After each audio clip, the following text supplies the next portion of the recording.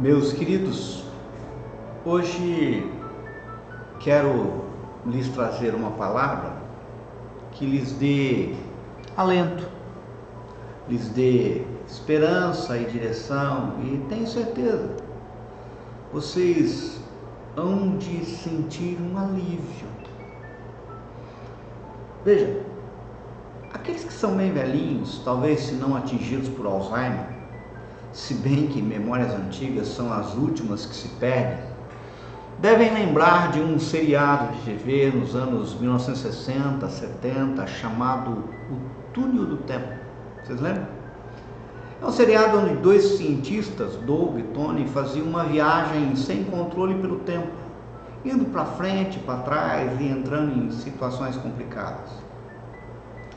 Outros velhinhos, já não tão velhos, também devem lembrar do filme De Volta para o Futuro, filme que estreou em 1985 e que deu origem a uma trilogia onde, no caso, o personagem Marty McFly, vivido pelo ator Michael J. Fox, e um cientista maluco também viajavam no tempo, indo para frente e para trás. Citei essas duas obras que me vieram à lembrança, mas com certeza existem muitas outras. Isso para lhes dizer que o homem sempre foi fascinado por esse negócio de viajar no tempo, viver o passado e conhecer o futuro. Veja, viajar para o passado sem poder de interferência, nós até podemos. E fazemos isto quando simplesmente usamos a nossa lembrança, ou quando apossamos de um livro ou reportagem que nos retrata a história verdadeira. Falo história verdadeira porque toda história pode ter versão e deixa de ser história e passa a ser história. Agora, ver o futuro com exatidão é uma coisa muito complicada. Poderia dizer absolutamente impossível à luz da ciência.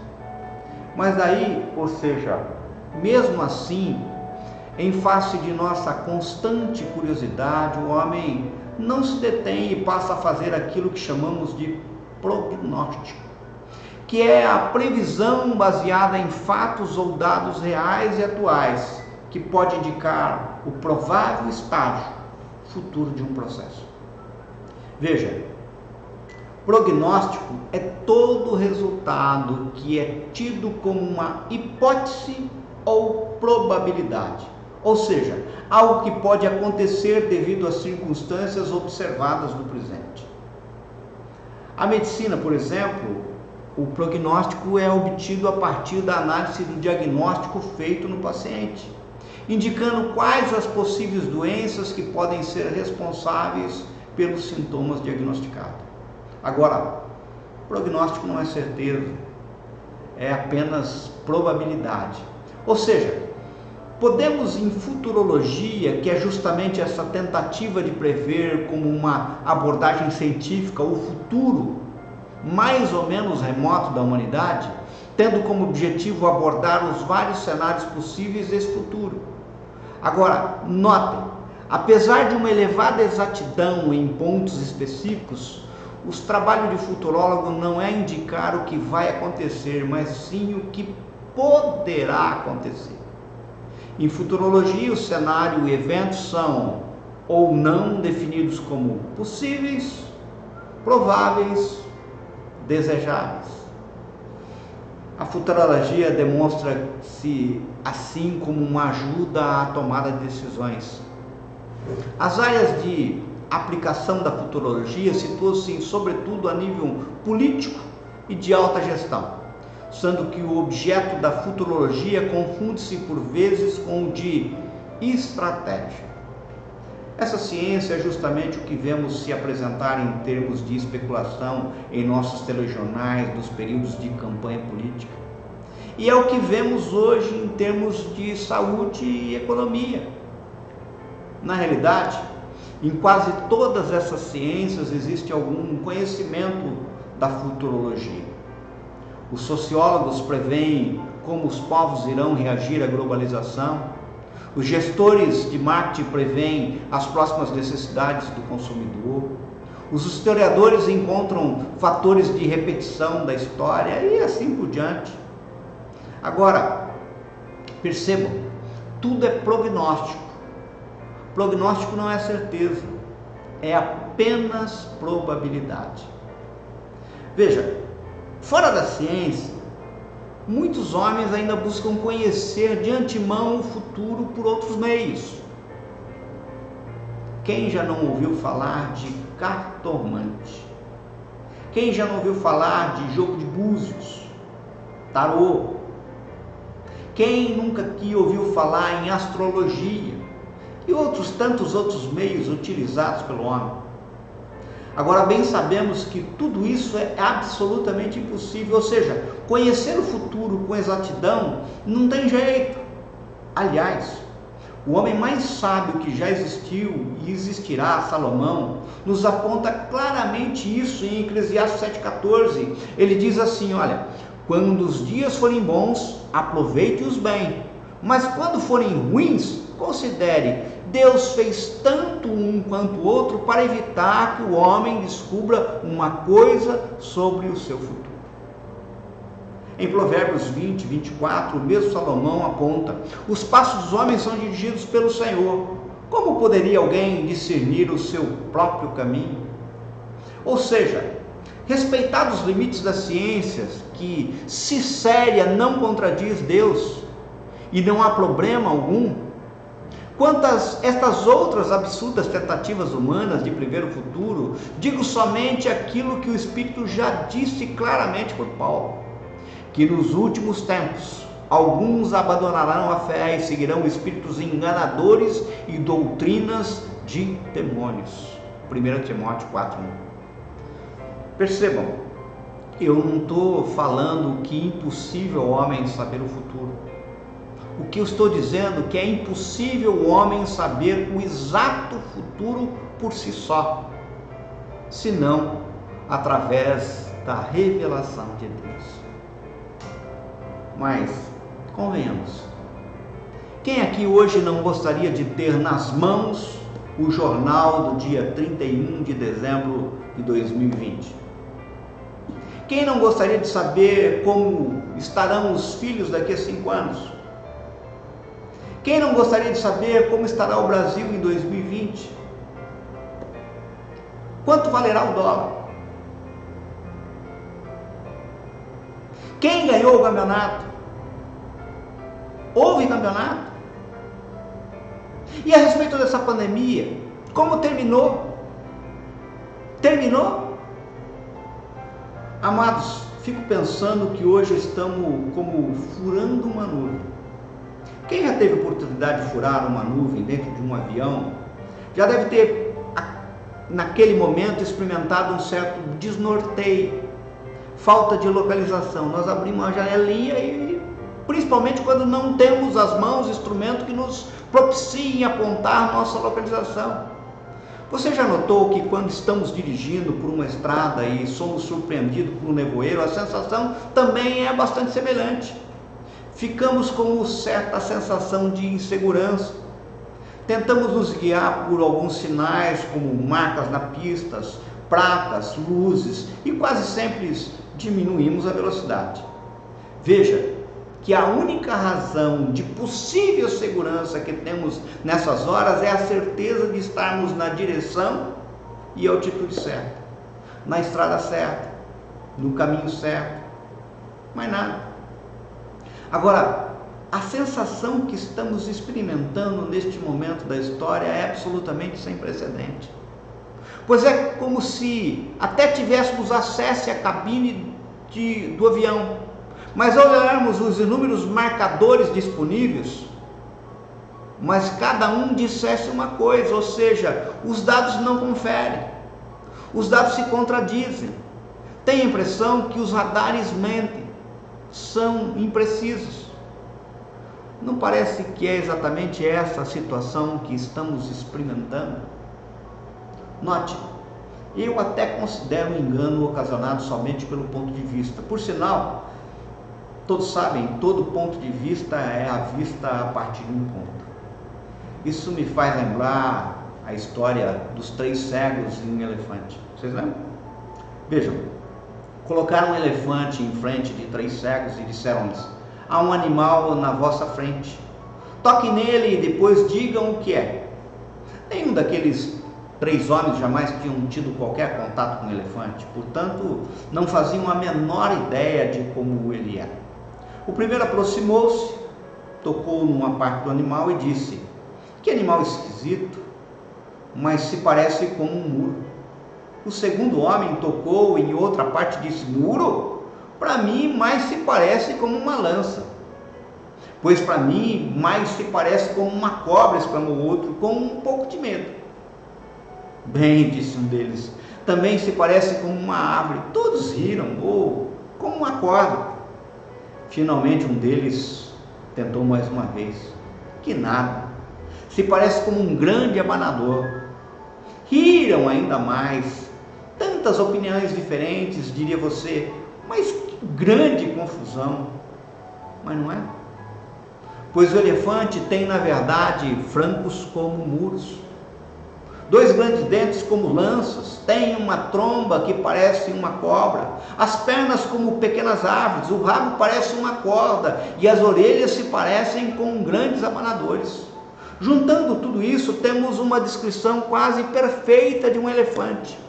Cada um dos cegos viu o elefante numa ótica, mas nenhum deles pode ver o elefante inteiro, pois ela era muito grande. Amados, hoje nós não conseguimos ver a situação como um todo.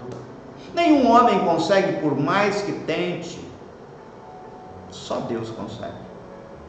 Estênio Marcius, um grande compositor evangélico, expressou em sua obra O Tapeceiro o controle amoroso e paternal de um Deus sobre toda a nossa vida.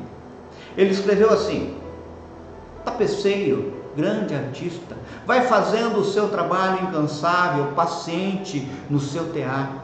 Tapeceiro não se engana, sabe o fim desde o começo, traça voltas, 1000 desvios sem perder o fio. Minha vida é obra de tapeçaria. É tecida de cores alegres e vivas que fazem contrastes no meio das cores nubladas e tristes. Se você olha do avesso, nem imagina o desfecho. No fim das contas, tudo se aplica, tudo se encaixa, tudo coopera para o bem. Quando se vê pelo lado certo, muda-se logo a expressão do rosto. Obra de arte, para a honra e glória do tapeceiro. Quando se vê pelo lado certo, todas as cores da minha vida dignificam a Jesus Cristo, o tapeceiro. Talvez não consigamos entender o momento, mas como bem retratado na canção do Estênio, Deus está conduzindo a história do cosmos, do mundo e da sua vida, não tem dúvida disso. A mão toda poderosa e onipotente de Deus Criador está sobre tudo e todos. Ele reina soberano e jamais perdeu ou perderá o controle. Você pode falar: mas isso não muda o fato de que eu me sinto no meio de uma densa nuvem, sem certeza de direção, e isso justamente porque não consigo sentir segurança nas informações que me são passadas, e daí me vem o medo. Você pode até complementar: eu tenho medo da morte. Querido, eu vou te contar uma coisa. Na realidade, eu tenho uma boa notícia para você. Nós temos um Deus que nos fala na nuvem. E a sua palavra nos aponta o caminho certo, nos tira todo medo. É uma palavra confortadora. Acompanhe comigo na sua Bíblia. Abra aí, Mateus capítulo 17. Vamos ler a partir do verso 1. Diz assim a palavra do Senhor: 6 dias depois tomou Jesus consigo a Pedro e aos irmãos Tiago e João e os levou em particular a um alto monte. E foi transfigurado diante deles, o seu rosto resplandecia como o sol e as suas vestes tornaram-se branco como a luz. E eis que lhe apareceram Moisés e Elias falando com ele. Então disse Pedro a Jesus: Senhor, bom é estarmos aqui. Que queres? farei aqui 3 tendas, uma será tua, outra para Moisés, outra para Elias. Falava ele ainda quando uma nuvem luminosa os envolveu, e eis, vindo da nuvem, uma voz que dizia: este é o meu filho amado, em quem me comprazo, a ele ouvi. Ouvindo-a, os discípulos caíram de bruços, tomados de grande medo. Aproximando-se deles, tocou-lhes Jesus, dizendo: erguei-vos e não temais. Então, eles, levantando os olhos, a ninguém viram senão Jesus. Observem, queridos, neste pequeno trechinho da palavra de Deus temos várias revelações maravilhosas, mas eu queria destacar o que você considerasse apenas 2. A primeira revelação, ou seja, em primeiro lugar, fica claro aqui que Deus nos fala na nuvem. Pelo que, se você hoje está se sentindo desamparado, sem direção, saiba que Deus está com certeza nos falando. Aliás, não só falando, como cuidando. Note que o texto que lemos nos aponta lá no verso 6, ouvindo os discípulos caírem de bruços, tomados de grande medo. Mas, lá no verso 7, aproximando-se deles, tocou-lhe Jesus, dizendo: erguei-vos e não temais. Veja, há uma promessa que também vale para os dias atuais, e ela está lá no Salmo 121, versos 5 a 8, que diz: o Senhor é o seu protetor, como sombra que o protege. Ele está à sua direita, de dia o sol não o ferirá, nem a lua de noite. O Senhor o protegerá de todo mal. Protegerá a sua vida, o Senhor protegerá a sua saída e a sua chegada, desde agora e para sempre. Veja, nós temos um Deus cuidadoso. No livro de Deuteronômio 29, 5, Moisés diz que durante os 40 anos em que ele conduziu o povo pelo deserto, o povo de Deus, nem as suas roupas, nem as sandálias dos pés se gastaram. Tudo estava debaixo da providência e proteção de Deus. Aliás, o salmista confirma isso no Salmo 91, 10, 11.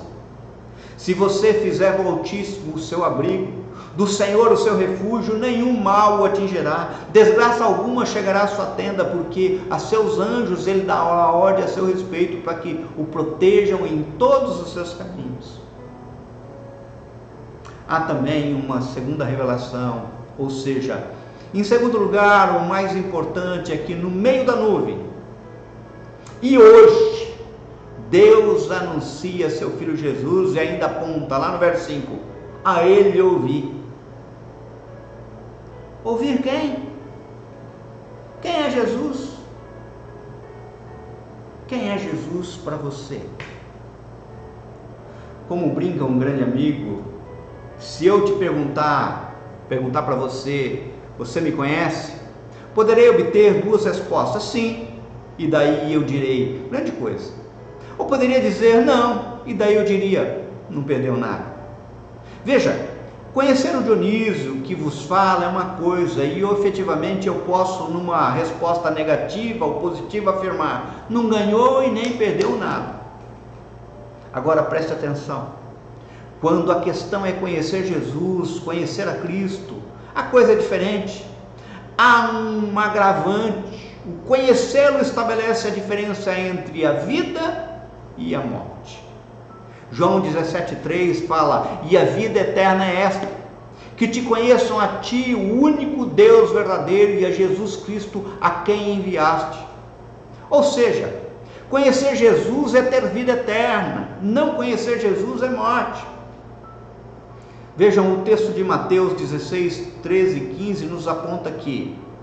Olha, preste atenção, abram a tua Bíblia e acompanhe comigo. Indo Jesus para os lados de Cesareia de Filipe, verso 13, perguntou aos seus discípulos, quem diz o povo ser o Filho do Homem? Verso 14, e eles responderam, uns dizem João Batista, outros Elias, e outros Jeremias ou algum dos profetas. Mas vós, continuou ele, quem dizeis que eu sou? Note, Jesus quis saber o que as pessoas falavam dele, e depois quis saber o que seus seguidores falariam a seu respeito. Veja, hoje esta pergunta continua sendo feita. fazendo você parte da multidão ou dos discípulos? Quem é Jesus para você? Muitas pessoas falam sobre Jesus e às vezes não param para refletir quem ele é. Você conhece Jesus? No meio dessa nuvem de incerteza, conhecer Jesus faz toda a diferença. Deixa eu te dizer uma coisa. No Evangelho de João, capítulo 9, nos é apresentada a história do homem cego de nascença que é curado por Jesus. No caso, o texto nos afirma que, num sábado, caminhando, viu Jesus um homem cego de nascença. Os discípulos de Jesus perguntaram quem pecou para que ele tivesse nascido cego, ao que Jesus afirma que ninguém pecou, mas isso acontecera para manifestação da glória de Deus. Vocês se lembram da história? Jesus cuspiu na terra, fez um lodo e aplicou nos olhos do cego, dizendo para que o mesmo se lavasse no tanque de Siloé. Ele foi, lavou os olhos e passou a enxergar. As pessoas do local, vendo o que tinha acontecido, levaram-no até os fariseus, que começaram a interrogá-lo para saber o que havia acontecido e quem fizera o milagre. No caso, se observarmos o texto, veremos que o cego que passou a ver dava um relato dos fatos, mas os fariseus pareciam inconformados com os fatos.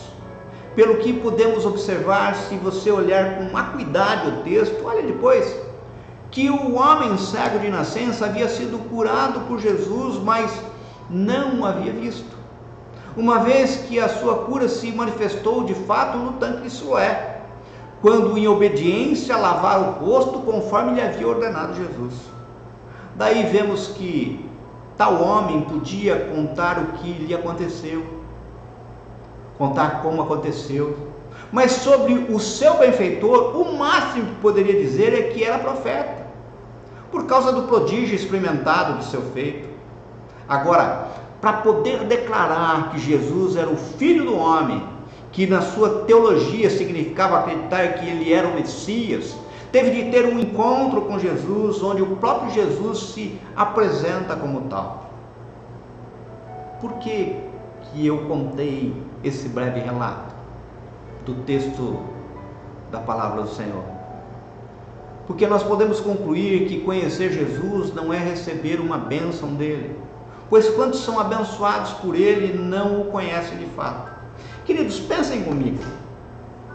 Se olharmos João 6, quantos foram alimentados com pão e peixe numa multiplicação maravilhosa, mas que numa multidão de 5.000 homens, fora mulheres e crianças, sequer conseguiram ver Jesus? Pense comigo. Aqueles que ficaram lá atrás, lá longe, talvez na ponta dos pés, num pulinho, viam Jesus de relance, viram parte da sua túnica, talvez tenham visto apenas mãos do Senhor erguidas aos céus para dar graça ao Pai, mas receberam a bênção, se alimentaram, mas não podemos afirmar que conheceram a Jesus.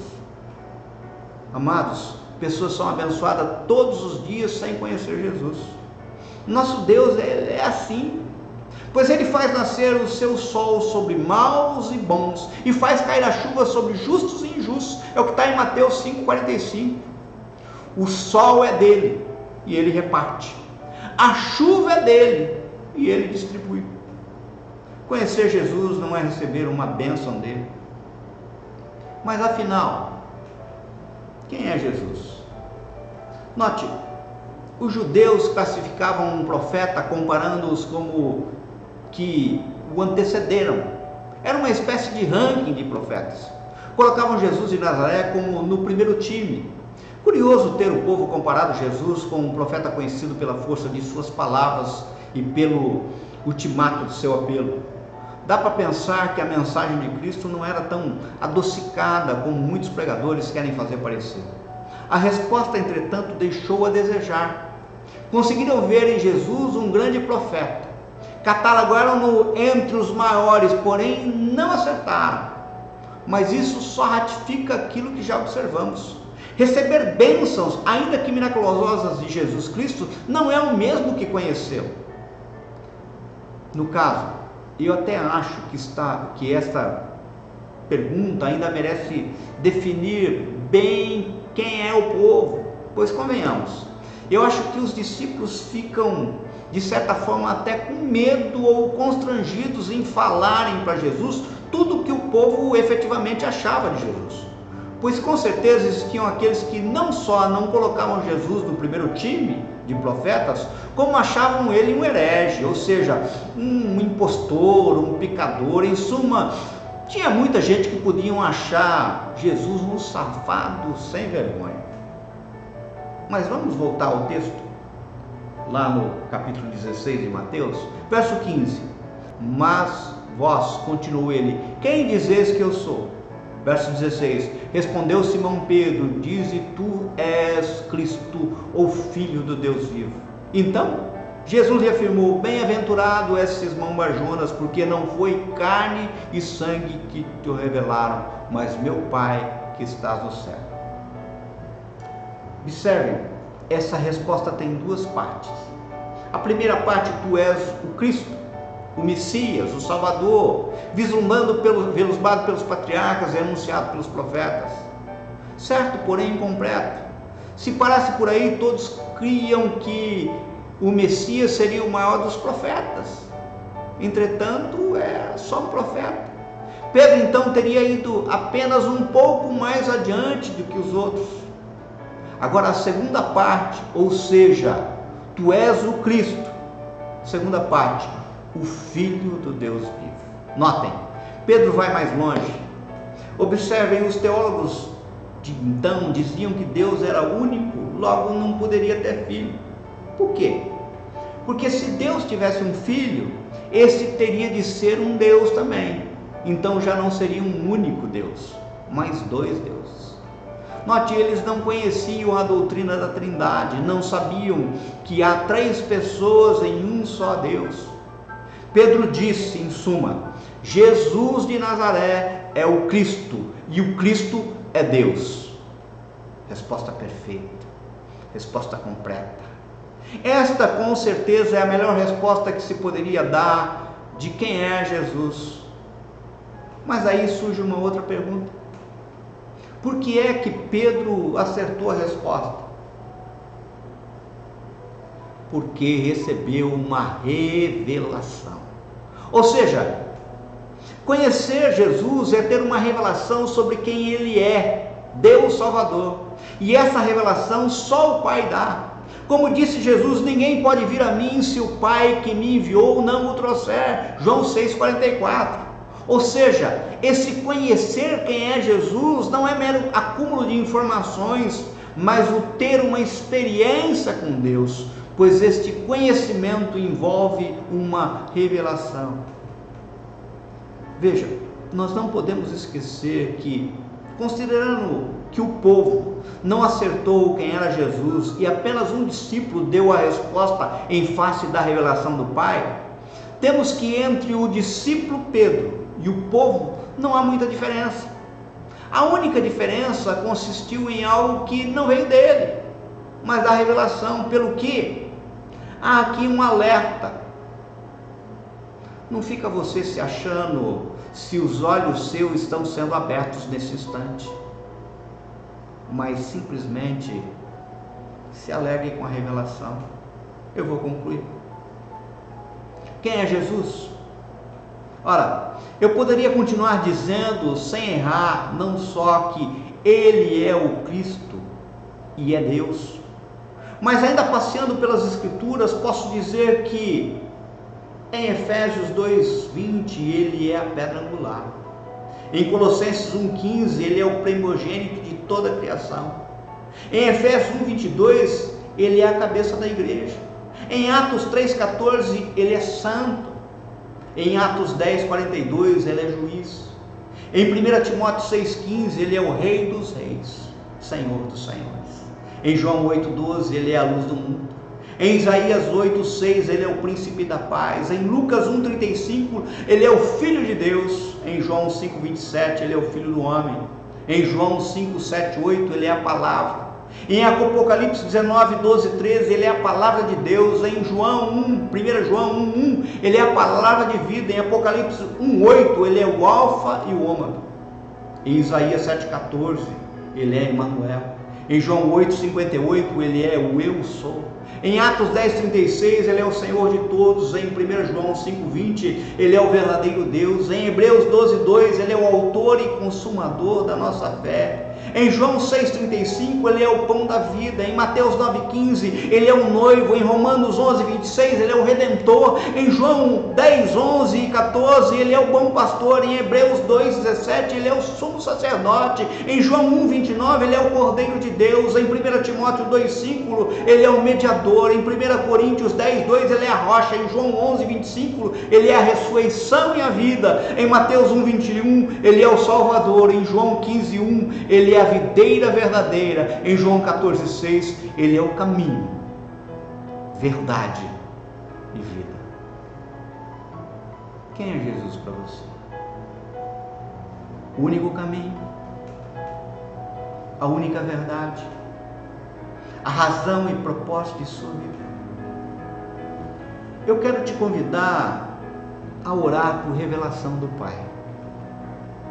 E no caso, se vier uma revelação tal qual aquela que o cego de nascença recebeu, ou que Pedro recebeu, ou se no meio dessa densa nuvem em que você se encontra e que lhe causa medo, você ouvir em espírito uma voz que lhe anuncia Jesus, não tem outro jeito. Só te restará fazer a coisa mais sensata para esse momento, que é adorá-lo. A Ele dar ouvidos, obedecer, como nos ordenou Deus Pai, pois se Jesus é o Cristo, se Jesus é o Messias, se Jesus é Deus, Deus a gente adora em obediência. E daí, ouvindo essa voz e reconhecendo Jesus, vocês percebem que já não é preciso se preocupar com a nuvem, com as notícias do jornal de 31 de dezembro de 2020, da semana que vem, da outra semana ou qualquer outro. Não tem sentido, importância, não há prognóstico. Há com certeza hoje uma voz proclamando Jesus nessa nuvem densa. Orem comigo. Senhor, bem sabemos que o Senhor se revela a quem quer.